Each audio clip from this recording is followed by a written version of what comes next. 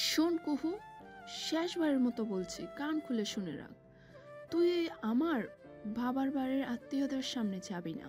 এমনকি নিহানের বিয়ের কোনো অনুষ্ঠানেই যেন তোদেরকে না দেখি। আমি চাই না তোরা ভাই বোনেরা আমার আনন্দ মাটি করে দিস। তোরা তোদের বাড়িতেই থাকবি, তোদের ছায়াও যেন আমার ছেলের বিয়ের অনুষ্ঠানে না পড়ে। বড়মার কড়া কথা শুনে লজ্জায় মাটিতে মিশে যাচ্ছে কুহু।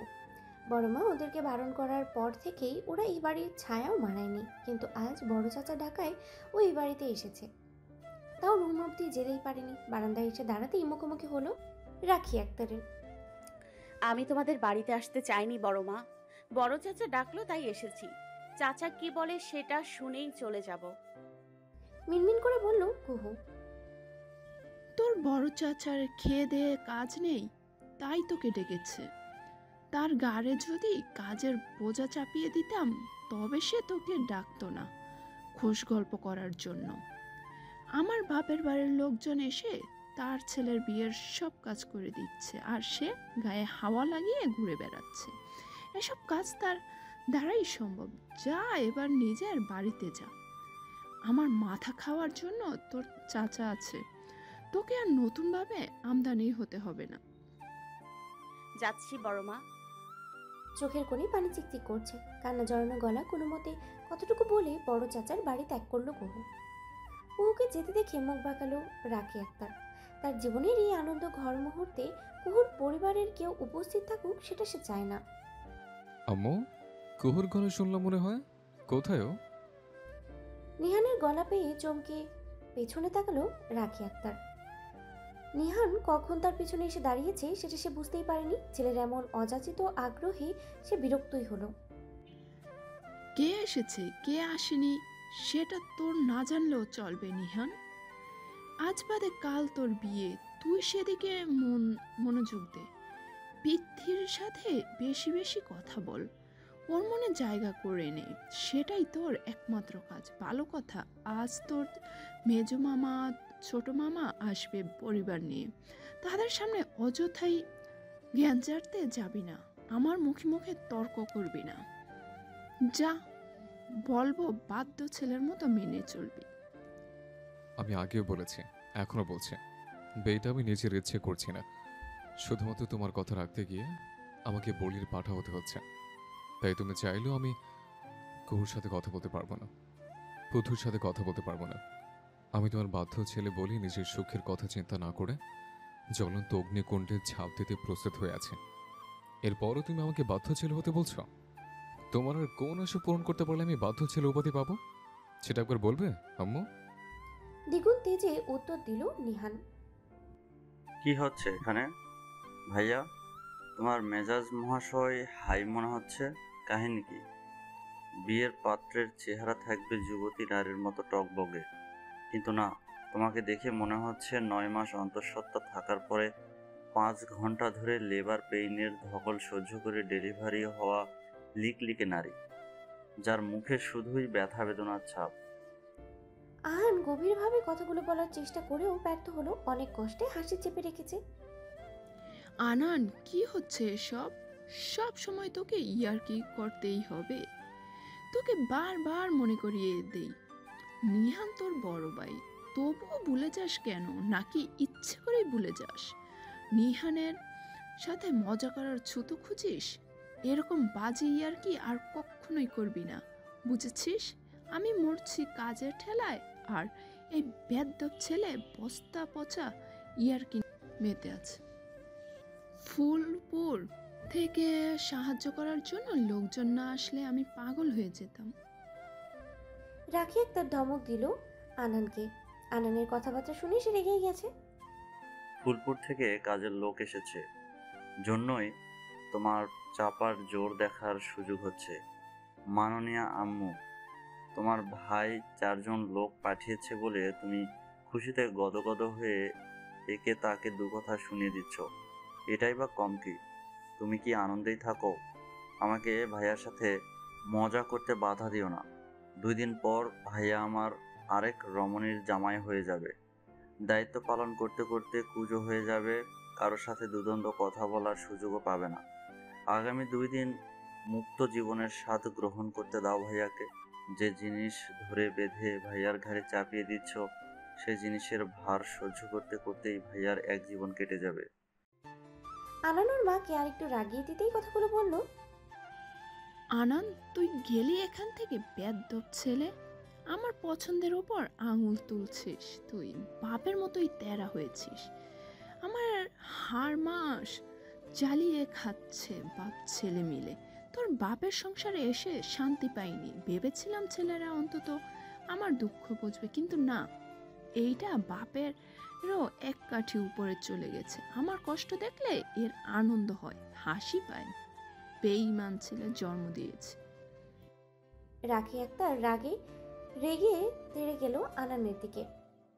সংসারে শান্তি না পেয়েই তোমার যে অফুরন্ত ক্ষমতা, শান্তি পেলে না তুমি কি করতে? বেচারা আমার আব্বু শুধু হুকুম পালন করতে করতে তার সারা জীবন কাটলো। আবার আমাকে দেখো, তোমার আদরের ছেলে হতে চেয়েও পারলাম না। যে বিয়ে করতে চায় না তাকে জোর করে বিয়ে দিচ্ছ, কিন্তু আমি বিয়ের জন্য দুই পায়ে দাঁড়িয়ে আছি, কিন্তু সেটা তোমার চোখেই পড়ে না। কত স্বপ্ন ছিল, তুমি আমার মাথায় হাত বুলিয়ে বলবে, আনান, তোর জন্য একটা রাজকন্যার মতো মেয়ে পছন্দ করেছি, তুই রাজি থাকলেই বিয়েটা হয়ে যাবে। আমার বৌমা এসে বাড়িময় প্রজাপতির মতো উড়ে বেড়াবে, 1 বছর পরেই বাড়িটা ছানাপোনায় ভরে যাবে। কিন্তু তুমি আমার স্বপ্ন অঙ্কুরেই বিনাশ করে দিয়ে বড় ছেলের বিয়ের জন্য উঠে পড়ে লেগেছ। আমার সাথে প্রতিবেশীর ছেলেদের মতো আচরণ করছো, এসব কি মানা যায়? আলাপালা চেহারা করে বলল আনান, যেন রাখি আক্তারের রাগ ওর চোখেই পড়েনি। নিহান, এই ছেলে কি বলছে এসব? লজ্জা শরমের বালাই নেই দেখছি এর। এই, তোর বয়স কত? সবে মাত্র ভার্সিটিতে ভর্তি হয়েছিস, এখন তোর পড়াশোনা করার বয়স। আর এই বয়সে তুই বিয়ের স্বপ্ন দেখিস? আসুক তোর বাপ, তোর বিয়ে করার স্বপ্ন আমি বের করছি। বাপের আশকারা পেয়ে মাথায় উঠে নাচতে চাইছে। রাখি আক্তার এদিকে ওদিকে তাকিয়ে লাঠি খুঁজছেন। এই মুহূর্তে তার হাতে লাঠি থাকলে আনানকে দুঘা লাগিয়ে দিত। আম্মু, আমি শুধু বিয়ের স্বপ্নই দেখি না, সাথে কয়েকখালি বাচ্চার স্বপ্ন দেখি। স্বপ্নগুলো বুকের মাঝে লালন করেই আমি বেঁচে আছি। স্বপ্নের বউ বাচ্চারাই আমার বেঁচে থাকার অবলম্বন। আনান বুঝতে পারছে ওর মা রেগে গেছে, তাই সে নিহানের পেছনে দাঁড়িয়ে কথাগুলো বলল। আনান, থামবি প্লিজ? আম্মু, তুমি ভেতরে যাও। তুমি বলছো না আনান তোমাকে রাগাতে এসব বলে? তুমিও শুধু শুধু ছোট মানুষের মতো রাগ করো। আনান, তুই গিয়ে সাকিবকে ডেকে নিয়ে আয়। নিহান মা ছেলের খুনসুটির মধ্যে হস্তক্ষেপ করলো। নিহানের কথা মতো আনান সাকিবকে ডাকতে গেল। রাখি আক্তারও চলে গেল। বারান্দায় শুধু দাঁড়িয়ে রইল নিহান। ওর চেহারা দেখেই যে কেউ বলে দেবে ছেলেটা ভালো নেই। এলোমেলো পা ফেলে বাড়িতে ঢুকলো কুহু। সদর দরজা বন্ধ করে দীর্ঘশ্বাস ছাড়লো। আজকের বড় মা আর আগের বড় মার ভিতরে আকাশ পাতাল তফাৎ। আগে ওরা গ্রামে আসলে বড় মা ওদেরকে নিজের বাড়িতেই রাখতো, এত আদর যত্ন করত।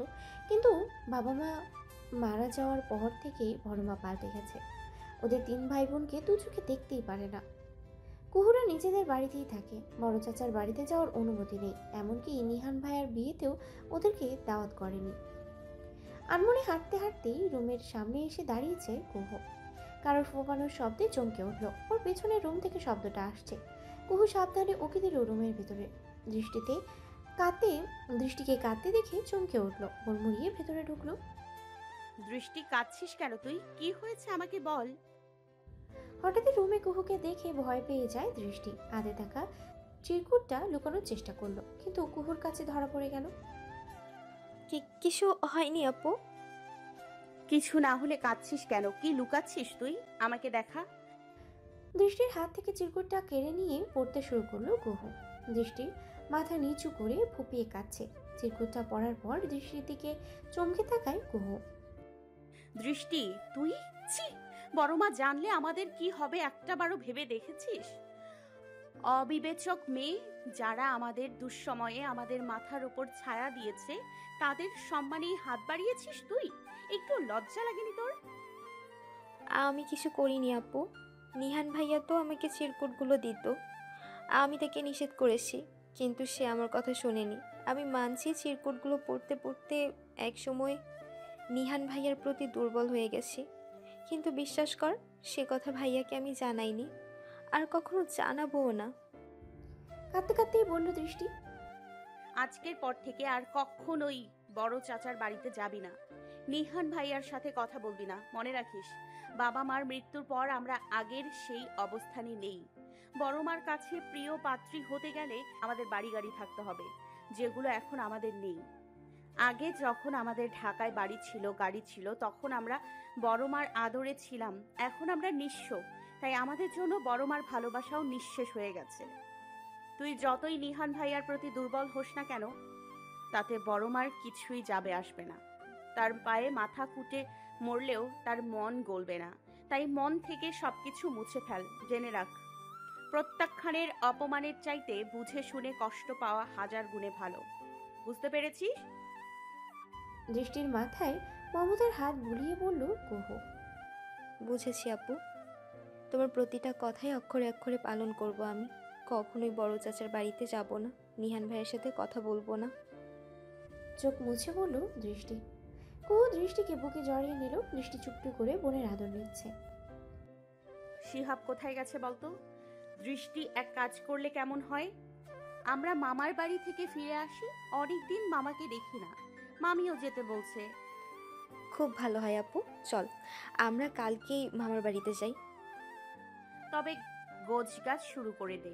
তোর তো আবার প্রতিবারই ভুল হয়। প্রয়োজনীয় কাপড় চোপড় রেখে অপ্রয়োজনীয়গুলো নিয়ে যাস। এবার আর কোনো ভুল হবে না। Good girl. আপু, আমরা যে মামার বাড়িতে যাই, বড় চাচা রাগ করবেন না? বড় চাচা কখনোই চাইবেন না আমরা রিয়ান ভাইয়ের বিয়ের অনুষ্ঠান রেখে মামার কাছে যাই। শিহাব মামার বাড়িতে যাওয়ার কথা শুনে অবাক হয়ে কুহুকে জিজ্ঞেস করলো। শিহাবের কথায় কুহু মলিন হাসলো। ও ভালো করেই জানে ওরা চলে গেলে বড় চাচা ভীষণ কষ্ট পাবেন, কিন্তু কুহু নিরুপায়, যেতে ওকে হবেই। আমরা বড় চাচাকে না জানিয়েই যাব। ভাইয়ার বিয়ের কয়েকদিন পর বাড়িতে আসব। তখনও যদি চাচা রাগ করে থাকে, তবে তার কাছে ক্ষমা চাইব। আর আমার বিশ্বাস, চাচা আমাদের ওপর রাগ করে থাকতেই পারবেন না। ছোট শিহাব বোনের মাথায় হাত নাড়ালো। বড় মামি, তুমি সত্যিই এসেছো? আমি বিশ্বাস করতে পারছি না তুমি আমাদের বাড়িতে এসেছো। একটা চিমটি কাটো তো, শিওর হয়ে নেই তুমি সত্যিই এসেছো কিনা। আফরোজা আজিমকে দেখে অবাক হয় আনান। ও নিজের ডান হাত বাড়িয়ে দিল আফরোজা নাজনীনের দিকে। আনানের কথায় হাসলেন আফরোজা নাজনীন। তিনি সত্যি সত্যি চিমটি কাটলেন আনানের হাতে। এবার বিশ্বাস হলো আমি সত্যি এসেছি কিনা? আমি শুধু একা আসিনি, তোর মামা আর তার মেয়েকে নিয়েই এসেছি। জানো তো, আম্মু যখন বললো তোমরা আসবে না, তখন খুবই খারাপ লেগেছিল। বারবার মনে হচ্ছিল তুমি ছাড়া বিয়ের আয়োজন পানসি লাগবে। পাগল ছেলে, তুই কেমন আছিস বল? পড়াশোনা কেমন হচ্ছে? একবারও আমার কাছে গেলি না যে? এসব কথা ছাড়ো তো, আগে বলো তোমার নেকুবতী কন্যা কোথায়? ওর সাথে দেখা করে এসে তোমার সব প্রশ্নের জবাব দেব। শিখতে তোর বাবার সাথে কথা বলছে, কিন্তু খবরদার ওর সামনে আবার আবল তাবল কথা বলতে যাস না। ও এখন আর আগের শিখতে নেই। আগে তুই ওকে রাগালে মন খারাপ করে বসে থাকতো, এখন কিন্তু সেটা মোটেও করবে না। কি করবে তোমার মেয়ে? আগের সেই বিড়াল কি এখন বাঘিনীতে পরিণত হয়েছে? আগে যে আঁচড় দিত, এখন কি সে কামড়ে দেয়? ফাজিল ছেলে, এসব কথা ওর সামনে মুখেও আনবি না কেমন? তোমার প্রস্তাব এখনো সংসদে পাশ হয়নি, কেবল সেটা সংসদে উত্থাপিত হয়েছে মাত্র। বিষয়টা বিবেচনাধীন রয়েছে। আনানের কথা শুনে হাসলেন আফরোজা নাজনীন। কিরে নেকুবতী, তোর নাকি প্রমোশন হয়েছে? বিড়াল থেকে বাঘিনীতে রূপান্তরিত হয়েছিস নাকি? দেখি তোর দাঁত আর হাত পায়ের আঙ্গুলগুলো। শিকতা আনানের কথায় হতভম্ব হয়ে গেল। ও ফুপার সাথে বসে সুখ দুঃখের আলাপ করছিল, কিন্তু এই অসভ্য ছেলে এসে তাতে বাধা সাধল। শিকতা ভেবে পায় না আনান কেন ওর পেছনে আঠার মতো লেগে থাকে। সামনে ফুপা বসে আছে, তাই শিকতা চুপ করে থাকার সিদ্ধান্তই নিল, যদিও ওর ভেতরটা রাগে ফেটে যাচ্ছে। আমার দাঁত আর নখ দেখে তোমার কাজ নেই। তুমি নিজের চরকায় তেল মালিশ করো, এতে তোমারই উপকার হবে।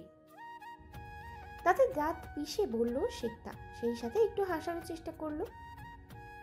ওমা, আমাদের ন্যায়বতী দেখছি আমাকে জ্ঞান দিচ্ছে।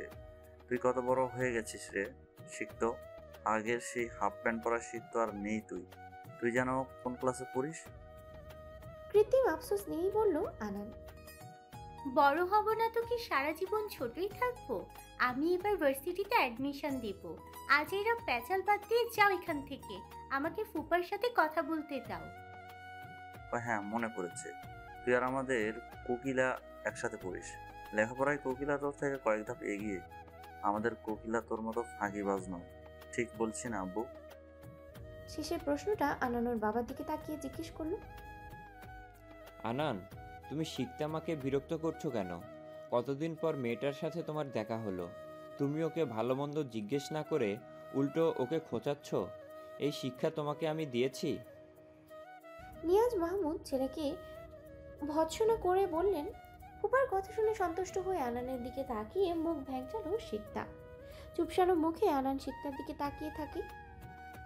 রাখি, পিয়াসের ছেলেমেয়েরা কোথায়? শুনেছিলাম ওরা এখন গ্রামেই থাকে। আসার পর থেকে ওদেরকে দেখলাম না তো। আফরোজা নাজনীন তার ননদকে জিজ্ঞেস করলেন। তারা ভাবি ননদ মিলে বারান্দায় বসে চাপান করছেন। আছে বাড়িতেই। ওদের কি আর এই বাড়িতে আসার সময় আছে? বাপ মা মরেছে, সেই সাথে ছেলে মেয়েরাও স্বাধীন হয়েছে। ইচ্ছে হলে এই বাড়িতে আসে, ইচ্ছে না হলে আসে না। মন মর্জির মতো চলাফেরা করে 3 ভাই বোন। আমি যে ওদের বড় মা সেটা ওরা মনেই করে না। বিরক্ত হয়ে জবাব দিল রাখি আক্তার। কি বলো তুমি? কায়েসের ছেলেমেয়েরা এতটাই বিগড়ে গেছে?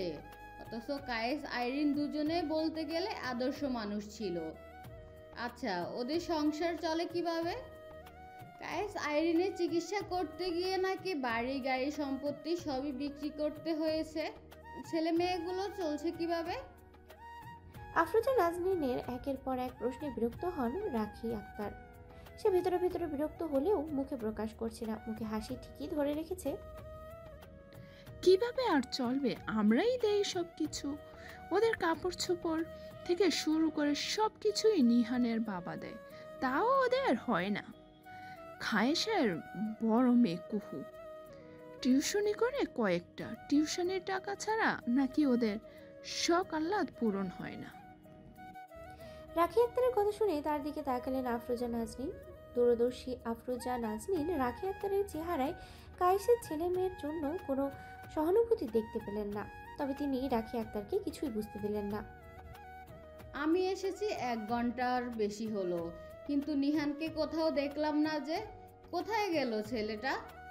বিয়ে বাড়িতে এসে যদি পাত্রকে না দেখতে পাই তবে কেমন লাগে বলো? কোথায় আর যাবে? হয়তো বন্ধুদের সাথে ঘুরতে বেরিয়েছে। অনেক দিন পর গ্রামে এসেছে। গ্রামে আসলে ওদের 2 ভাইকে খুঁজে পাওয়া যায় না। রাখি, এক কাজ করো, রাতে কি রান্না হবে তার লিস্ট করো। তোমার বাকি 3 ভাই ভাবি ছেলে মেয়েদের নিয়ে এসে পড়লো বলে ওরা এসেই খেতে চাইবে। আমি একটু হেঁটে আসছি, এসে রান্না শুরু করব। তুমি রাতে যাবে কেন ভাবি? কাজের মেয়ে আছে, সেই রান্না করবে। জানো না তোমার ভাইয়েরা এবং বাতিজা বাতিজিরা কাজের লোকের রান্না খায় না। শেষে দেখা যাবে কাজের মেয়ের হাতের রান্না ওরা খেলোই না। তাই তুমি না চাইলেও আমাকে রান্না করতে হবে। আর যাই হোক, সবাইকে না খাইয়ে রাখতে পারবো না আমি। আফরোজা নাজনীন রাখি আক্তারের উত্তরের অপেক্ষা না করেই বাড়ি থেকে বেরিয়ে গেলেন। উঠোনের এক পাশে পুঁই শাক, মিষ্টি কুমড়া আর লাউয়ের মাচা। মাচায় লাউ আর মিষ্টি কুমড়া ঝুলছে। মাচার এক পাশে কয়েকটা বেগুন আর ঢেঁড়স গাছ। কুহু এক মনে লাউ শাক তুলছে। বাড়ির খোলা সদর দরজার সামনে যে একজন দাঁড়িয়ে আছে সেদিকে নজর নেই কুহুর। কয়েকটা লাউ শাক তুলে পুঁই শাকের ডগা কাটতে শুরু করলো। আফরোজা নাজনীন মুগ্ধ হয়ে দেখছেন শ্যামলা বরণ মেয়েটাকে। চোখ ধাঁধানো রূপের মেয়েটিকে দেখে অবাক হয়ে গেলেন তিনি। তিনি ভাবতেই পারেননি শ্যামলা চেহারার কোনো মেয়ে এমন চোখ ধাঁধানো রূপ থাকতে পারে। তার মেঘবরণ কেশরাশি খোলা পিঠে উদম নৃত্য করছে। কোমর ছাড়িয়ে নেমে এসে হাঁটু ছুঁই ছুঁই করছে। তুমি কুহু, আনানের কোকিলা? হঠাৎই অচেনা কারোর গলা শুনে চমকায় কুহু। দরজায় দাঁড়ানো মধ্যবয়সী নারীকে দেখে আপনা আপনি ভ্রু কুঁচকে আসলো। কুহুর মনে হলো এনাকে চেনে, কিন্তু কিভাবে চেনে সেটা মনে করতে পারছে না। আমার প্রশ্নের উত্তর দিলে না যে? নাকি অচেনা কারোর সাথে কথা বলতে স্বাচ্ছন্দ্য বোধ করছো না? কুহুকে নিশ্চুপ থাকতে দেখে আবারও জিজ্ঞেস করলেন আফরোজা নাজনীন। জি, আমি কুহু। আনান ভাইয়া আমাকে কোকিলা বলে খ্যাপায়। এক পা দুপা করে কুহু এগিয়ে গেল আফরোজা নাজনীনের দিকে। রিনরিনে গলায় জবাব দিল, আমি আনানের বড় মামি। বড় মামি? অনেকদিন আগে আপনাকে দেখেছিলাম, তখন বোধহয় ক্লাস 6 কি 7-এ পড়ি। তাই তো আপনাকে চেনা চেনা মনে হচ্ছিল। ভেতরে আসুন মামি। কুহুর গলার স্বর আচ্ছন্ন করে ফেলল আফরোজা নাজনীনকে। ধীরে অথচ স্পষ্ট গলায় কথা বলছে মেয়েটা। তিনি সবসময় চেয়েছেন তার মেয়েরা ওইভাবেই কথা বলুক, কিন্তু সেটা হয়ে ওঠেনি। তাহমিদের ভাষ্যমতে তার 3 মেয়ে এক একটা লাউড স্পিকার। তোমার নাম কি বাবা? শিহাবকে কোলে নিয়ে জিজ্ঞেস করলেন আফরোজা নাজনীন। কুহু তাকে রুমে এনে বসিয়েছে। সারিয়াব শিহাব। কোন ক্লাসে পড়ো তুমি? ক্লাস 4-এ।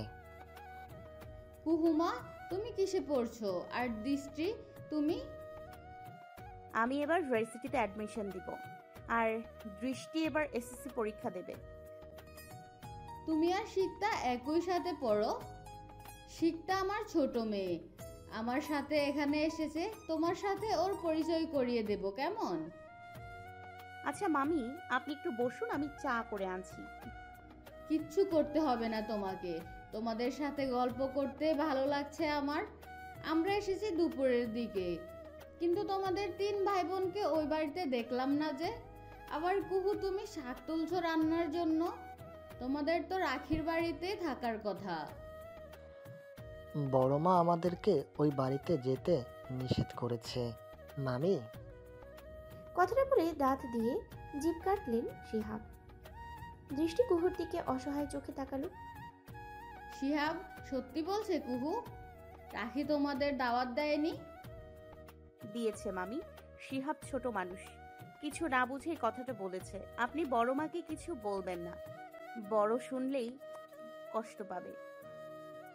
কুহুর কথা শুনে হাসলেন আফরোজা নাজনীন। তিনি যা বোঝার বুঝে গেছেন। তার সামনে বসে থাকা মেয়েটাকে বুদ্ধিমতী বলেই ধরে নিলেন। তিনি বুঝতে পারলেন যে কোনো পরিস্থিতি সামাল দিতে সক্ষম এই মেয়েটি।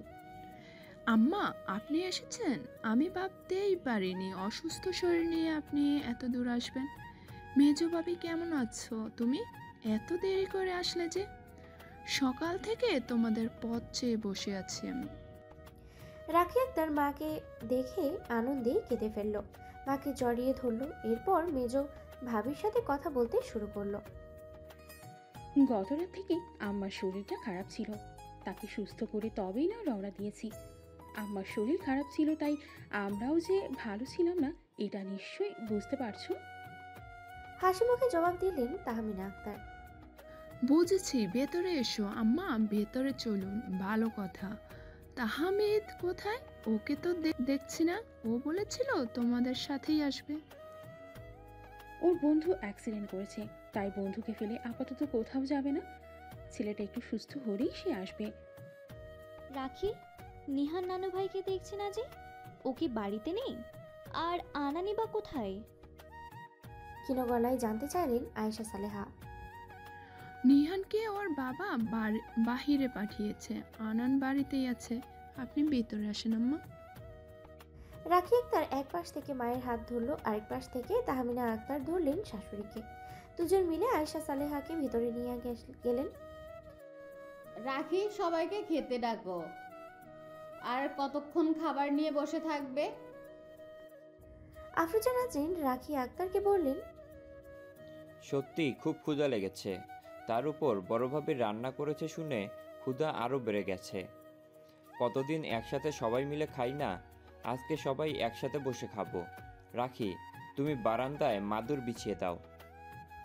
নিয়াজ মাহমুদ সায় জানিয়ে বললেন, লাভ নেই নিয়াজ, খাবারগুলো তোমার পছন্দ অনুযায়ী রান্না হয়নি।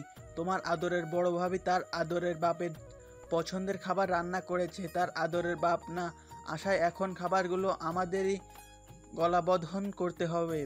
বিশ্বাস না হলে তাকে জিজ্ঞেস করে দেখতে পারো। তার কাছে যদি পুরো দুনিয়া একদিকে হয়, তবে আরেকদিকে থাকবে তার বাপ, তার অতি আদরের বেয়াদব বাপ। সাদিক আহমেদ রশিদের মুখ গোমরা করে বললেন।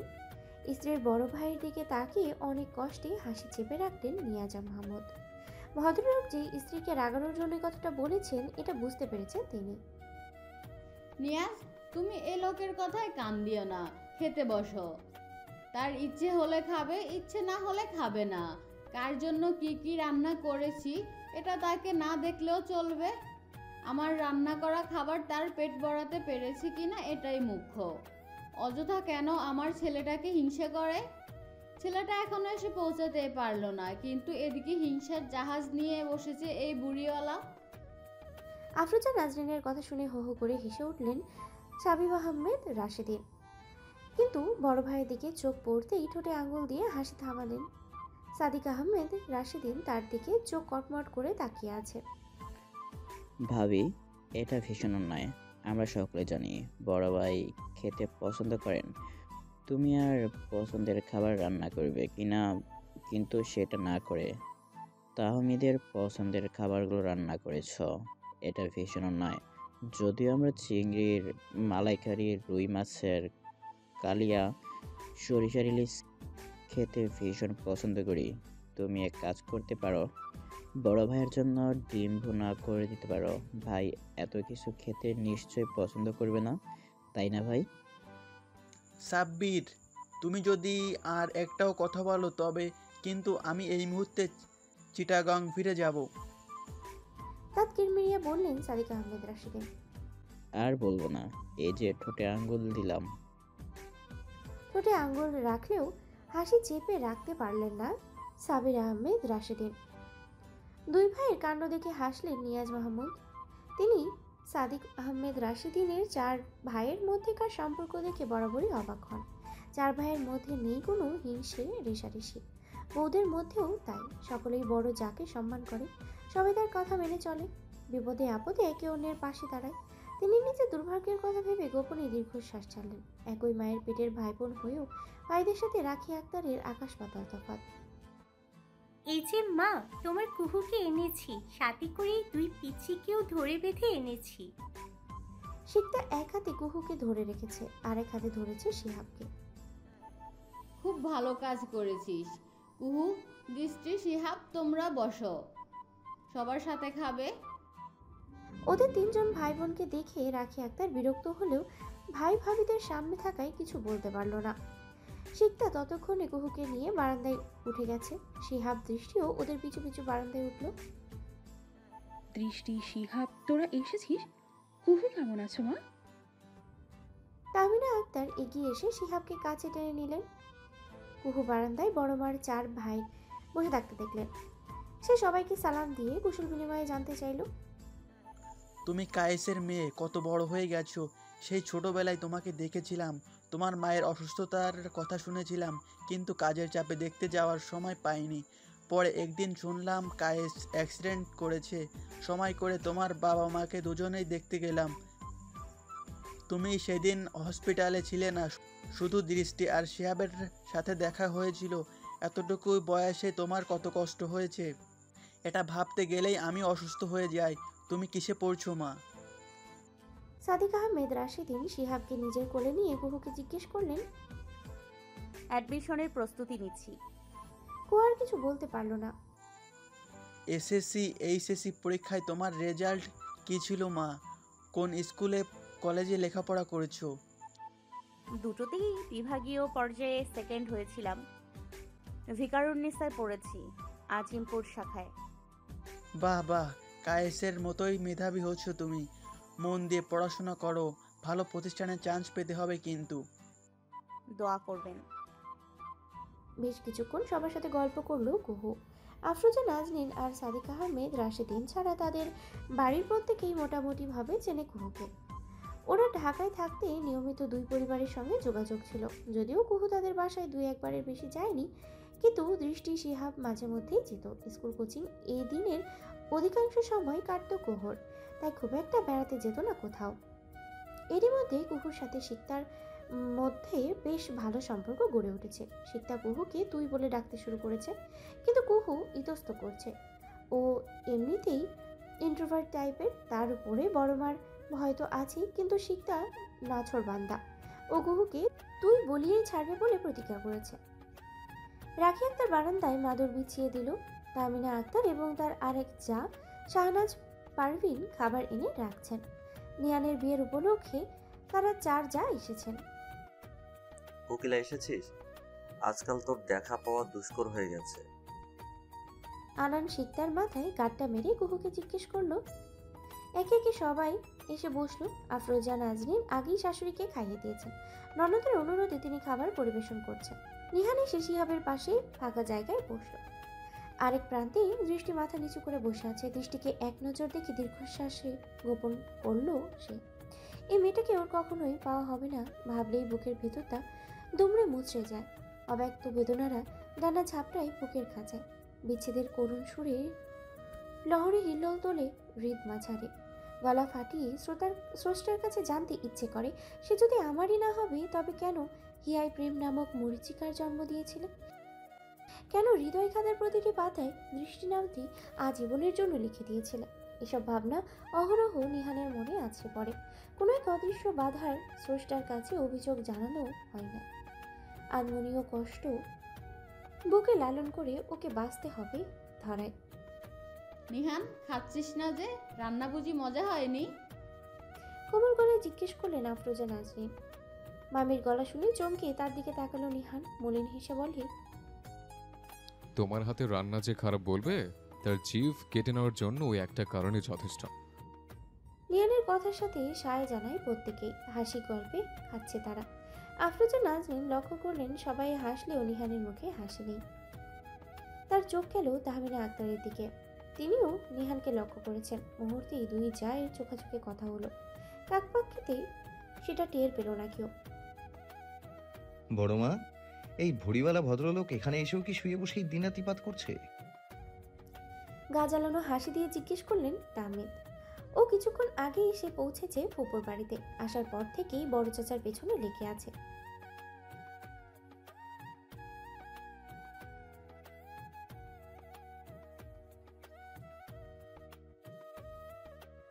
ছেলেকে ধমক দিলেন তাহমিনা আক্তার। তাহমিনা, তোমার এই বেয়াদব ছেলেকে আমার সাথে কথা বলতে নিষেধ করে দাও। এই বেয়াদবের জন্য আমি নিহানের বিয়েতে আসতে চাইনি, কিন্তু তোমার যা সেই মহিলা নিজে মহর্ষি সাজবার জন্য আমাকে জোর করে নিয়ে এসেছে, অথচ সে ভালোভাবেই জানতো তার বেয়াদব বাপ আমার পেছনে কলকাঠি নাড়তে সর্বদাই এক পায়ে খাড়া থাকে। এসব ষড়যন্ত্র আমি বুঝি না মনে করেছো? এরা দুজন মিলে আমাকে নাকানি চুবানি খাওয়ানো প্ল্যান করেছে। খবরদার সিনিয়র রাশিদিন, আমার বড় মাকে নিয়ে কোনো কথা হবে না। 100 বার বলবো, দরকার পড়লে 1000 বার বলবো। তুমি কি করবে শুনি? কিছুই করব না, শুধু বড় মাকে তোমার বাড়ি থেকে তুলে নিয়ে যাব। আমি, মা আর বড় মাকে নিয়ে আলাদা বাড়ি নিয়ে থাকবো। তাদেরকে আলাদা বাড়িতে রাখার মুরদ আছে তোমার, নাকি শুধুই গাল গল্প ঝাড়ছো? এই সিনিয়র রাশিদিন, তোমার কি স্মৃতি লোপ পেয়েছে? তুমি বোধহয় ভুলে গেছো আমি মেডিকেল স্টুডেন্ট। আমি চাইলেই কয়েকটা টিউশনি করাতে পারি। সেই টিউশনির টাকা দিয়েই মা বড় মার ভরণ পোষণ করতে পারি। দেখবে নাকি আমার মুরদ? আমি বলা মাত্রই বড় মা আমার প্রস্তাবে রাজি হয়ে যাবে। এটা দুনিয়ার সবাই জানে। বাপ, তুই এ ভদ্রলোকের সাথে কথা না বলে একটু ভেতরে আয়। তোর জন্য পাঞ্জাবি কিনেছি, গায়ে দিয়ে দেখ তো ঠিক আছে কিনা। কিসের পাঞ্জাবি বড় মা? নিহানের গায়ে হলুদে পরার জন্য। নির্দিষ্ট কোনো ড্রেস কোড আছে নাকি? ছেলেরা হালকা সবুজ রঙের পাঞ্জাবি আর মেয়েরা সবুজ শাড়ি পরবে। বড় মা, আমি নিহানের বড় ভাই হয়ে এখনো বিয়ের দরজায় পৌঁছাতে পারলাম না, কিন্তু ছোট ভাইয়ের দিব্যি গায়ে হলুদের আয়োজন করছো তোমরা। আমার সিচুয়েশন বুঝতে পারছো তুমি? ছোট ভাইয়ের হলুদে অবিবাহিত বড় ভাই ড্যাং ড্যাং করে ঘুরে বেড়াচ্ছে, এটা কেমন দেখায় না? আফরোজা, এই বেয়াদবটাকে এক্ষুনি বাড়ি থেকে বের করে দাও। বড়দের সামনে বিয়ে হয়নি বলে আফসোস করছে, লজ্জা লাগছে না ওর? এমন লজ্জাহীন ছেলে দুইটা দেখিনি আমি। কাম অন সিনিয়র রাশিদিন, আমার বয়সে তুমি রীতিমতো শ্বশুর বাড়িতে নায়র করেছো, শাশুড়ির হাতের মজার মজার খাবার খেয়ে ভুঁড়ি বাগিয়েছো, আর সেই তুমি কিনা আমাকে লজ্জাহীন বলছো? তোমার বাবা মা সচেতন ছিল, তাই তোমাকে সঠিক বয়সে বিয়ে করিয়েছে। আবার সেই তুমি আমাকে বিয়ে না করিয়ে অবিবেচকের পরিচয় দিচ্ছ। কথাটা বলেই তাহমিদ বড়মার পেছনে গিয়ে লুকালো। সাদিক আহমেদ রাশেদিন এদিকে সেদিকে তাকালেন লাঠির খোঁজে, কিন্তু তাকে হতাশ হতে হলো। বাধ্য হয়ে তিনি খালি হাতেই তেড়ে গেলেন তাহমিদের দিকে। বড় চাচাকে আসতে দেখে তাহমিদ দৌড়ে বাড়ি থেকে বেরিয়ে গেল। ভাই, কি কপাল তোমার! ছোট ভাইয়ের বিয়েতে তুমি দেবদাস হয়ে ঘুরে বেড়াবে, আর তোমার ছোট ভাই বউ নিয়ে ইষ্টু করবে। আর আমারই বা কপাল দেখো, তোমার মতো পোড়া কপাইলাম মানুষ নিয়ে আমার কারবার। আমার কথা মন দিয়ে শোনো, বিয়ের এই কয়টা দিন আমার সাথে থাকবে। আমার মতো একজন হ্যান্ডসাম ছেলের সাথে তোমাকে দেখলে মেয়েরা তোমার প্রতি আগ্রহী হবে। আনন্দ ভাব নিয়েই বলল কথাগুলো। আনানের কথা শুনে তাহমিদ ওর দিকে রাগি চোখে তাকায়, কিন্তু তাহমিদকে থোড়াই কেয়ার করে। তো মিস্টার হ্যান্ডু, সরি হ্যান্ডসাম, এই পর্যন্ত কয়টা মেয়েকে পটাতে পেরেছিস? আমি যতদূর জানি এখন পর্যন্ত তোর একটাও প্রেম হয়নি। কোনো এক কালে কোনো এক মেয়েকে প্রপোজ করতে গিয়ে কুকুরের তাড়া খেয়েছিলি তুই। তখন থেকে আমি জানি তুই কুকুর কপালে, মানে মেয়েদের আশেপাশে ঘুরঘুর করেও তাদের অ্যাটেনশন পাসনি। বুঝেছিস নাকি আরো গভীরে যেতে হবে? বিগলিত হাসি হেসে বলল তাহমিদ। তাহমিদের কথা শুনে আনানের মুখ চুপসে গেল। চারপাশে তাকিয়ে দেখলো কেউ তাহমিদের কথাগুলো শুনছে কিনা। জীবন আর কখনো যদি আমার গোপন কথা তোমার কাছে শেয়ার করেছি, তবে আমার নাম আমি নিজেই পাল্টে রাখবো। নামের দরকার পড়লে আমার কাছ থেকে ধার নিয়ে নিতে পারিস। আমার স্টকে ইউনিক সব নাম আছে, কারণ আমি জানি অদূর ভবিষ্যতে নতুন নামের দরকার হবে তোর। তোমার ইউনিক নাম তোমার স্টকে রাখো, ভবিষ্যতে তোমার নিজের ব্যাটালিয়ানদের জন্য দরকার হবে। তোমার ইউনিক নামগুলো যে কোনো ধরনের হয়, সেটা আমার থেকে কে আর ভালো জানে। আমার ভবিষ্যৎ ব্যাটালিয়নের জন্য চিন্তা না করে নিজের ভবিষ্যতের নাম নিয়ে চিন্তা কর। মনে কর কয়েকজন সুন্দরী মেয়ের সামনে কেউ তোকে গেন্দু অথবা চান্দু অথবা মফিজ কিংবা এই ধরনের ইউনিক নামে ডাকলো, তখন তোর প্রক্রিয়া কেমন হবে? তার মানে তুমি ধরেই নিয়েছো ভবিষ্যতে আমার পাল্টানোর সিচুয়েশন আসবে, আর সেই মতন তুমি নামও ভেবে নিয়েছো? 100 ভাগ নয়, 1000 ভাগ নিশ্চিত। আমি বড় ভাই হিসেবে আমারও কিছু দায়িত্ব আছে। তাহমিদ ভাইয়া, তুমি কখন এসেছ? ওদের দুজনের কথার মাঝে জিজ্ঞেস করলো শিহাব। শিয়াব, তার আগে তুই বল, এতক্ষণে তুই কোথায় ছিলি? আমি গত 1 ঘন্টা যাবত তোকে খুঁজছি। শিহাবকে নিজের কাছে টেনে নিয়ে পাল্টা জিজ্ঞেস করলো তাহমিদ। আপুদের সাথে বাজারে গিয়েছিলাম, কিন্তু তুমি আসবে জানলে বাড়িতেই থাকতাম। আমাদের গ্রামে কতদিন থাকবে ভাইয়া? তুই যে কয়দিন রাখবি সেই কয়দিনই থাকবো। এবার বল, কয়দিন রাখবি আমাকে? শিহাবের পিঠে চাপড় মেরে জিজ্ঞেস করলো তাহমিদ। আমি কিভাবে জানবো তোমার কদিন ছুটি আছে? তুমি নাকি পাড়ার চাপে কোথাও যেতে পারো না, তাই তোমাকে জিজ্ঞেস করেছি। ম্লান মুখে জবাব দিল শিহাব। কিরে শিহাব, ঘটনা কি? এই চিজকে তুই হুজুর হুজুর করছিস কেন? নিজের ভালো চাইলে আমার দলের নাম লেখা, আমি অন্তত তোকে কোনো আজেবাজে নামে ডাকবো না। আনান শিহাবের পিঠে দুম করে কিল বসিয়ে দিয়ে বলল, শিয়াব শোন, আগামী 2-1 দিনের মধ্যেই ঢাক ঢোল পিটিয়ে তোকে আনানোর মুরিদ বানিয়ে দেব। তোর একমাত্র পীর বাবা হবে সে। পীরে ঘোরাঘুরি বাবা রহমতুল্লাহি চান্দু মফিজ অত্র এলাকার একমাত্র পীর হিসেবে আনান পরিচিত হবে। ঝাঁকে ঝাঁকে মানুষ এসে তার মুরিদ হবে। বিপুল উৎসাহ উদ্দীপনার সহিত বাবার জন্মদিন পালিত হবে। সুযোগ বুঝে বাবা তোর মাধ্যমে ঘোষণা দেবে সে চিরকুমার থাকতে চায়। এরকম আরো অনেক কিছুই ঘটবে। বিষয়টা কেমন হবে বল? সে মজা হবে ভাইয়া। তুমি কি সত্যি আনাম ভাইয়াকে পীর বানিয়ে দিবে? আনাম ভাইয়া অন্য সব পীরদের মতো লুঙ্গি পাঞ্জাবি আর টুপি পরে চেয়ারে বসে থাকবে, অনেকগুলো মানুষ ভাইয়াকে হুজুর বলে ডাকবে। আনন্দে হাত তালি দিয়ে বলল শিহাব। শুধু মানুষ নয় রে পাগলা, তোর ভাই আশেপাশে কয়েক গ্রামের কুকুরদেরও নেতা হবে। কুকুররা সব আনানের কথা শুনবে। ওরা হুটহাট কাউকে তাড়া করবে না, কেউ কাউকে প্রপোজ করতে গেলে তাড়ানি দেবে না। মুচকি হেসে বলল তাহমিদ। শিহাব, চল বাড়িতে, আজ কাজ আছে। সম্মানিত ভাই, আপনিও চলুন, অনেক কাজ করতে হবে আমাদেরকে। ইভেন্ট ম্যানেজমেন্ট টিম চলে এসেছে, তাদেরকে সবকিছু দেখিয়ে দিতে হবে। মুখ কালো করে বলল আনান। চল যাই। হাসি চেপে বলল তাহমিদ। বাড়িতে উৎসবমুখর পরিবেশ। স্টেজ জুড়ে হলুদের গন্ধ, স্টেজ জুড়ে ছড়িয়ে ছিটিয়ে আছে গাঁদা, রজনীগন্ধা, কামিনী আর বেলি। ফুলের গন্ধে মন চঞ্চল হয়ে উঠছে। পুরো স্টেজ উজ্জ্বল আলোয় ঝলমল করছে।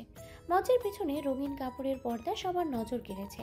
পর্দার মাঝখানে ঝুলছে গাঁদা ফুলের মালা, মাথার উপরে ছোট বড় ঝাড়বাতি। স্টেজের ঠিক মাঝখানে ফুলের আসনে বসে আছে নিহান। ওর চারপাশে ওর বন্ধু বান্ধব, কাজিনরা হই হুল্লোড় করছে। সবাই আনন্দ করলেও নিহানের মুখে হাসি নেই। কুহু, তোমরা এখনো বাড়িতেই আছো যে?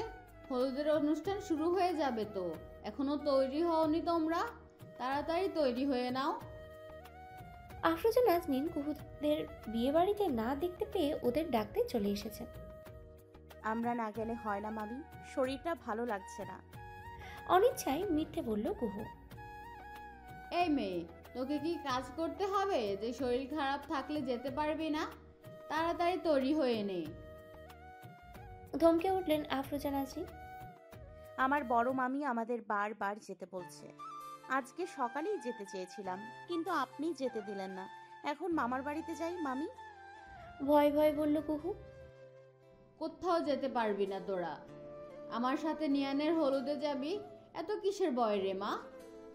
সব ভয় জেরে ফেল, আনন্দ কর।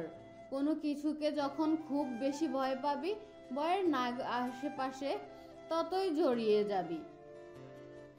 তাই জীবনের ভয়কে প্রাধান্য না দিয়ে সব সময় নিজের ইচ্ছেকে প্রাধান্য দিবি।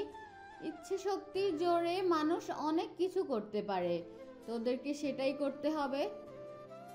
আফরোজা নাজনীন বিভিন্নভাবে বোঝালেন কুহুকে। এরপর আর কুহু তাকে না বলতে পারল না। মামি, একটা রিকোয়েস্ট করি। বল। শাড়ি পরতে চাচ্ছি না। পরতে চাচ্ছিস না নাকি শাড়ি নেই তোদের? মানে রাখি তোদের শাড়ি কিনে দেয়নি, এই তো? আফরোজা নাজনীনের প্রশ্ন নীরব করলো কুহু। বুঝেছি, আমার শাড়ি তুই পরবি আর তাহমিনা শাড়ি পরবে দৃষ্টি। আর তোর ছোট মামির ছেলে আসেনি, ওর পাঞ্জাবি শিহাবের হয়ে যাবে। আফরোজা নাজনীন কুহুকে কোনো কিছু বলার সুযোগ না দিয়ে তাহমিনা আক্তারকে ফোন করলেন। নিহান, একটু তো হাসবি নাকি? মুখটা প্যাঁচার মতো করে রেখেছিস কেন? জীবনের শেষ হাসিটা আজকেই হেসে নে। কালকের পর থেকে বাকি জীবন হাসি তোর সাথে লুকোচুরি খেলবে, এটা মনে করেও একটু তো হাসতে পারিস। তাহমিদের কথা শুনে স্টেজের সকলেই হো হো করে হেসে উঠল। ঠিক বলেছ ভাইয়া, নিহান ভাইয়াকে দেখে মনে হচ্ছে বিয়ে নয়, শোক পালন করছে সে। শিকতা তাহমিদের কথার সাথে সায় জানালো। এই যে ভাঙা টেপ রেকর্ডার, তুই কথার মাঝে ফোরন কাটছিস কেন? তোর জামাই বেচারার কথা মনে করে আমি এখন থেকেই কষ্ট পাচ্ছি। তোকে বিয়ে করার পর থেকে বেচারাকে আর হাসতে হবে না। তোর রাক্ষসীর মতো হাসি দেখলে বেচারা নিশ্চয়ই ভয়ে স্ট্রোক করবে। বেচারার ফাটা কপাল। আনাইনা রে, তুই আর একটা কথাও যদি বলেছিস তোর গলা টিপে দেবো আমি। আমি রাক্ষসী, তুই রাক্ষস, তোর বউ রাক্ষসী, তোর বইয়ের 14 গোষ্ঠী রাক্ষস রাক্ষসী। খেকিয়ে উঠল শিকতা। এই তোরা সরে দাঁড়া। ঝগড়া করার ইচ্ছে থাকলে বাহিরে গিয়ে কর, স্টেজের পরিবেশ নষ্ট করিস না। আফরোজা নাজনীনের ধমকে সবাই চুপ মেরে গেল। সবাই চুপ করতেই আফরোজা নাজনীন কুহুর হাত ধরে ওকে নিয়ে স্টেজে উঠলেন। বড়মার দিকে তাকাতেই তাহমিদের চোখ গেল একটু সবুজ পরীর দিকে। কোমর পেঁচিয়ে গেছে তার চুল, কানের একপাশে গাঁদা ফুল কথা। পার্লের গয়না শোভা পাচ্ছে তার অঙ্গে, ঠোঁটে পিচ রঙের লিপস্টিক। শ্যামলা রঙের মেয়েটিকে এই হালকা সাজেই অপসরা লাগছে তাহমিদের চোখে। আনমনে এসে বলে উঠল, কে এই শ্যামাঙ্গিনী? কুহু, এসেছিস তুই? কি সুন্দর লাগছে তোকে। আমি তোকে কতবার করে আসতে বললাম, কিন্তু তুই আমার কথা শুনলি না। এখন তো ঠিকই আসলি। শিকতা দৌড়ে গেল কুহুর দিকে। কুহুর নামটা তাহমিদের কাছে পরিচিত লাগলো, তবে মনে করার চেষ্টা করলো না নামটা কোথায় শুনেছে। সে তার শ্যামঙ্গিনীকে দেখতেই ব্যস্ত। আরে কোকিলা নাকি? তোকে তো চেনাই যাচ্ছে না। সবুজ শাড়িতে তোকে টিয়া পাখির মতো লাগছে। শুধু ঠোঁটে লাল লিপস্টিক দিলেই টিয়া পাখির ফুল প্যাকেজ লাগতো তোকে। কুহুকে কথাগুলো বলে এবার দৃষ্টির দিকে নজর দিল আনান। দৃষ্টি, তোকে তো জব্বর লাগছে রে, মনে হচ্ছে আজকে তোরই গায়ে হলুদ। এই তোর মতলব কি বলতো? ভালো ছেলে পেলে পেলেই কি তোর গলায় ঝুলে পড়ার প্ল্যান করছিস নাকি? আজকে চারপাশে অনেক হ্যান্ডসাম ছেলে দেখতে পাবি, কাউকে মনে ধরলেই আমাকে সিগন্যাল দিবি, আমি সেই ব্যাটার ঘাড় ধরে তোর সাথে বিয়ে করিয়ে দেব। তোর কি এবার ঘটক হওয়ার সাজ জেগেছে রে আনান? যে ছেলে এখন পর্যন্ত একটা মেয়ে পটাতে পারলো না, সে আবার করবে ঘটকালি? আগে নিজের জন্য একটা মেয়ে পটিয়ে দেখা, তাহলেই আমরা বুঝতে পারবো তুই দক্ষ ঘটক হবি একদিন। আর দৃষ্টি, এই ফটকার কথা শুনে তুই আবার কোনো ছেলেকে পছন্দ করতে যাস না। তুই এখনো আন্ডার 16, বাল্য বিবাহ দেওয়ার অপরাধে আমরা জেলে যেতে চাই না। তাহমিদ এবার আনানের কথায় ঝগড়া নিয়ে বলল, আমাকে কি তোমার পাগল মনে হয় ভাইয়া? আনান ভাইয়ার কথা শোনা মানে নিজের গলা নিজে কাটা। ভাইয়া কখন কি বলে সেটা সে নিজেও জানে না। গুড, এভাবেই সবসময় আনানের বিপক্ষ দলের ভূমিকা পালন করবি, আর মাঝে মধ্যে আমার পক্ষে কথা বলবি। আনান ভাইয়ার সাথে তোমার কিসের শত্রুতা ভাইয়া? আনান ভাইয়াকে দেখি সব সময় তোমার পেছনে লাগে, আবার তুমিও সুযোগ পেলে আনান ভাইকে নাকানি চোবানি খাও। তোমাদের দুজনের কেমিস্ট্রি বুঝতে পারি না আমি। এত কিছু বুঝে তোর কাজ নেই, তোর কাজ মন দিয়ে পড়াশোনা করা আর মাঝে মধ্যে আনানের বিপক্ষে কাজ করা। বাই দ্য ওয়ে, তোকে কিন্তু চমৎকার লাগছে। আরেকটা কথা, এখানে সবাইকে চিনতে পেরেছি, কিন্তু বড়মার সাথে এই নারীটিকে চিনতে পারিনি। কে এই ভদ্রমহিলা? তাহমিদের কথার ধরন শুনে হেসে উঠল দৃষ্টিসহ সকলে। সকলকে হাসতে দেখে কুহু লজ্জায় কুকড়ে গেল। এই ছেলেটা যে ঠোঁট কাটা স্বভাবে সেটা বুঝতে পারল কুহু। এই তোরা থামবি? এত হাসাহাসি কিসের? আমার বাপ কুহুকে না চিনতে পারে তাই বলে তোরা এত হাসবি? এদিকে আয় বাপ। এ কুহু, কাইসের বড় মেয়ে, আর কুহু মা এ আমার বাপ, তোর তাহমিনা মামির ছোট ছেলে, ঢাকা মেডিকেলে পড়াশোনা করছে। আফরোজা নাজরিনের কথায় ছোট্ট করে মাথা নাড়ল কুহু। তাহমিদ অবাক হয়ে দেখছে কুহুকে। এবারও কুহুকেই চিনতে পেরেছে। কায়েসকে ও ভালোভাবেই চিনত, ওর সাথে ভালো সম্পর্ক ছিল। কুহুকেও ছোটবেলায় দু একবার দেখেছিল তাহমিদ, কিন্তু বড় হওয়ার পর তার সাথে আর দেখা হয়নি। কায়েস চাচা বেঁচে থাকতেই নিয়মিত ওদের বাড়িতে যেতেন, সাথে দৃষ্টি আর শিহাবও থাকতো। বাপ আমি যাই, তোরা আনন্দ কর। কুহুমা তুই এখানে থাক। এক কাজ কর, নিহানের পাশে গিয়ে বস। অনুষ্ঠান শেষ হওয়ার আগে যদি চলে যাস তবে আমি আবারও তোকে ধরে নিয়ে আসব, মনে থাকবে? থাকবে মামি। কুহু কথাটা মুখে বললেও ওর ভয় হচ্ছে। বড়মা এখনো ওদেরকে দেখেনি, যখন দেখবে তখন কি প্রতিক্রিয়া দিবে সেটা ভেবেই ভয় পাচ্ছে ও। কুহু, দৃষ্টি, এদিকে আয়।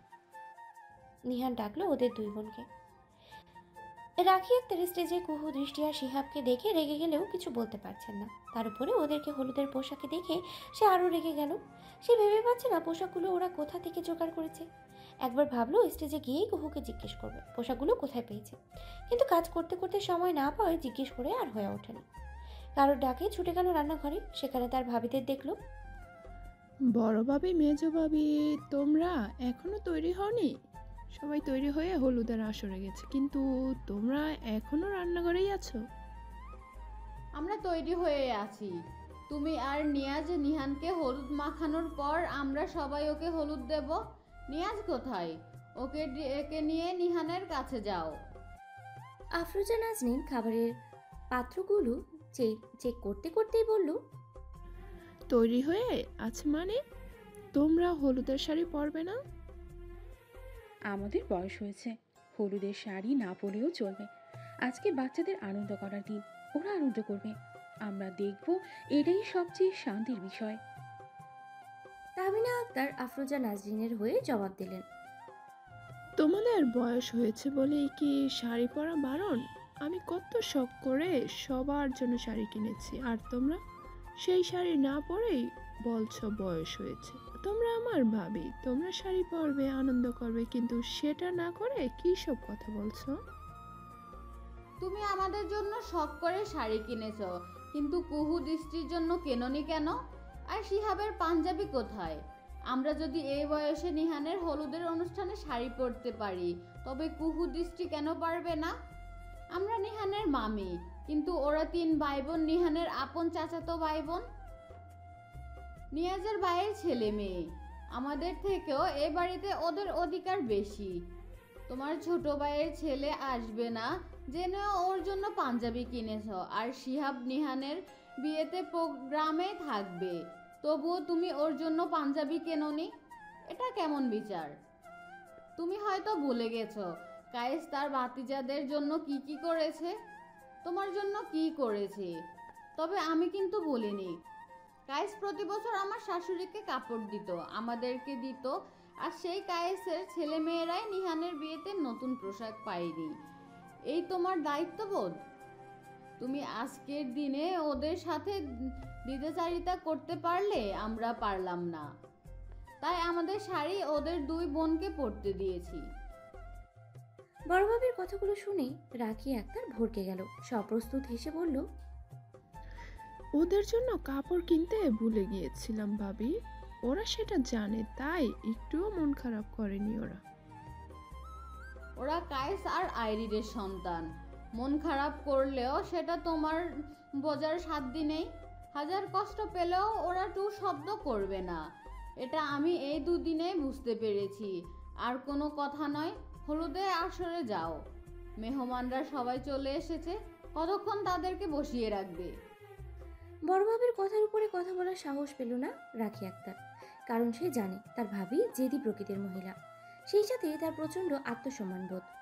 সে যেটা বলে সেটা করেই ছাড়ে, অন্যায়কে প্রশ্রয় দেয় না কখনোই। বাধ্য হয়েই রাখি আক্তার ভাবিদেরকে নিয়ে হলুদের আসরে গেল। একটু হাস নিহান, মুখ গোমরা করে থাকবি কতক্ষণ? তুমি তো জানোই ভাই, আমার ওসব ভাল লাগে না। এত মানুষজন চেঁচামেচে আমার পছন্দ নয়। ভালো না লাগলেও 2টা দিন চোখ কান বন্ধ রেখে এসব তোকে সহ্য করতেই হবে। তোর মনে রাখতে হবে, নিজের খারাপ লাগাকে এক পাশে ঠেলে দিয়ে অন্যের খুশির কারণ হতে হবে তোকে। আগামী 2 দিন তোকে বলির পাঠার ভূমিকায় অভিনয় করতে হবে। তুমি মজা নিচ্ছ ভাই, অথচ তোমাকে আমি নিজের আইডল ভেবে এসছি এতদিন, কিন্তু দিন শেষে তুমি আমার সাথে শত্রুর মতো আচরণ করছো। নিহানের কথা শুনে হাসলো তাহমিদ।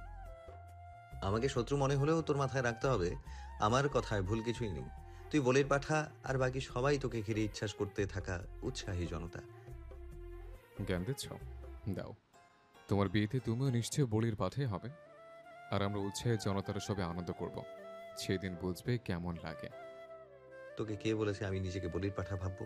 আরে আমি রাজাদের মতো বহর নিয়ে শ্বশুর বাড়িতে আসবো, বিয়ের অনুষ্ঠানের মধ্যমণি হব আমি, তোরাই আমাকে মধ্যমণি উপাধি দিবি। তোমাকে আমরা মধ্যমণি উপাধি দেব? কেমনে ভাই? এই অধম বান্ধাকে বুঝিয়ে বলবে? সময় আসলেই সবকিছু বুঝবি। আগে বুঝতে গিয়ে ব্রেন ক্ষয় করার দরকার নেই। এবার মন খুলে হাস, বন্ধুদের সাথে হেসে ছবি তোল, পরিবারের সবার সাথে হাসি খুশি আচরণ কর। এই মেয়ে, সাবধানে হাঁটতে পারো না? আরেকটু হলেই তো পা ভাঙতে বসেছিলে। যেটা পড়তে পারো না সেটা পড়ার দরকার কি? তাহমিদ কুহুর হাত শক্ত করে ধরে রেখেছে। কুহু কাঁপছে। এই ছেলেটা না থাকলে আর ওর পা ভাঙতো এটা নিশ্চিত। আগে কখনো শাড়ি পরেনি, তাই ঠিকমতো হাঁটতেও পারছে না। একটা কাজে বাড়িতে গিয়েছিল, কাজ ছেড়ে এই বাড়িতে আসতে গিয়ে সিঁড়িতে ওঠার সময় সিঁড়িতে পা বেঁধে গিয়ে পড়ে যাচ্ছিল কুহু। তখনই তাহমিদ এসে ওকে ধরে ফেলে। আগে কখনোই শাড়ি পরিনি, তাই বুঝতে পারিনি। রিনরিনে গলায় উত্তর দিল কুহু। চেঞ্জ করে এসো। কুহু রিনরিনে গলা তাহমিদের মস্তিষ্কে জায়গা করে নিল। কুহুর গলার স্বর ওকে মুগ্ধ করেছে। জি। কুহু তাহমিদের অধিকার বোধ দেখে অবাক হয়ে গেল। শাড়ি চেঞ্জ করে এসো। শাড়ি যখন পরতে পারো না তখন পরতে গিয়েছিলে কেন? আবার একটু জোরেই বলল তাহমিদ। বড় মামি জোর করে পরিয়ে দিল যে।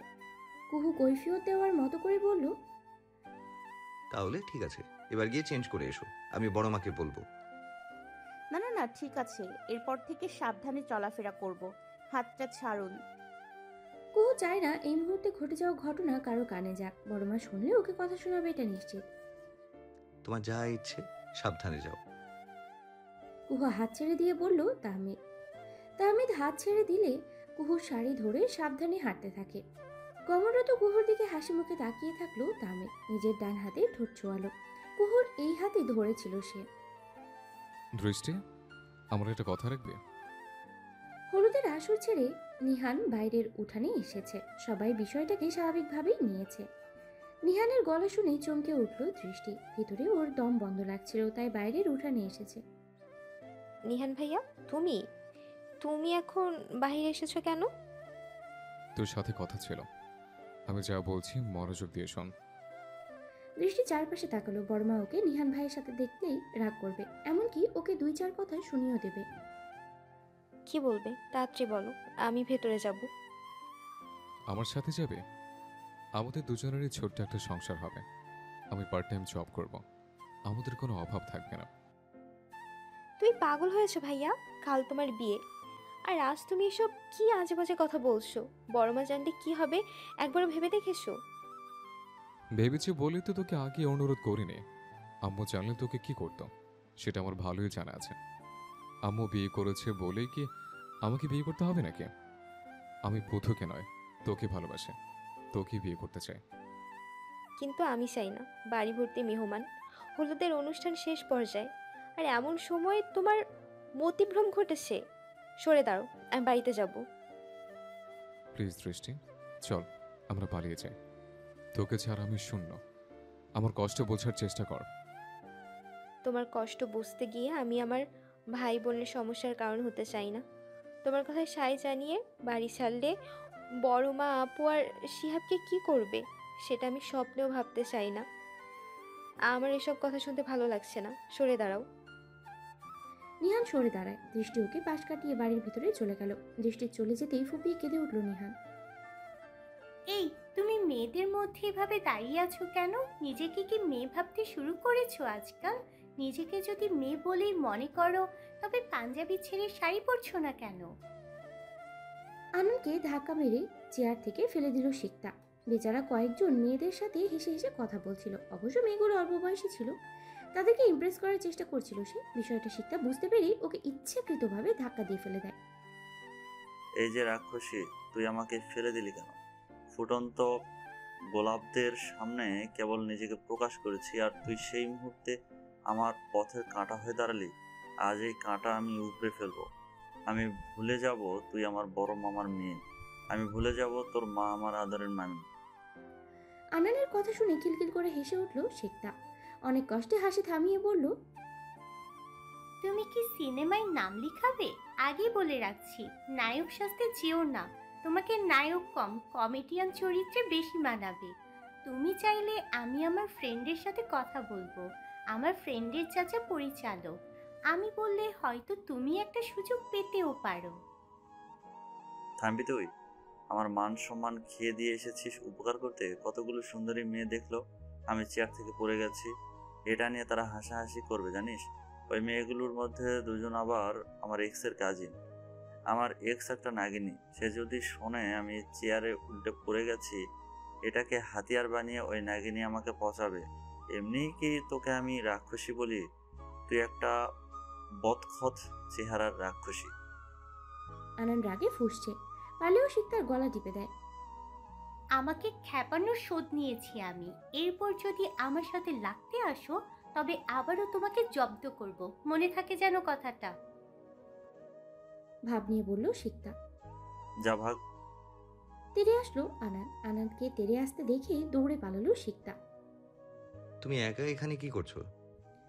তাহমিদের গলা শুনে চমকে পেছনে তাকালো কুহু। তাহমিদকে দেখে ও ভয় পেল। হাত ব্যথা করছে তাই এখানে এসেছি। কুহু বাইরে উঠানে এসে দাঁড়িয়েছে। মাথা ব্যথা করলে বাড়িতে যাও, চা কিংবা কফি পান করো। এখানে দাঁড়ালে কি মাথা ব্যথা কমবে? রাত একটায় তুমি এখানে এসে দাঁড়িয়েছো, ভয় ডর নেই তোমার? এটা আমার গ্রাম, আমার দাদুর বাড়ি। আমাদের বাড়িতে দাঁড়িয়ে আছি আমি, ভয় করবে কেন? নিজের বাড়ি বলেই কি ভয় ডর পেতে নেই? মানুষের কথা না হয় বাদই দিলাম, তোমাদের গ্রামে কি ভূত পেতনি নেই? এত রাতে যুবতী মেয়েকে একা দাঁড়িয়ে থাকতে দেখে যদি ভূত পেতনির দল এসে তোমার ঘাড় মোটকে দেয়, তবে কি করবে শুনি? তোমাদের এদিকে তাল গাছের সংখ্যা নেহাত মন্দ নয়। এছাড়া শেওড়া গাছও আছে দেখলাম। এই দুই গাছেই নাকি ভূত প্রেতের রাজত্ব থাকে।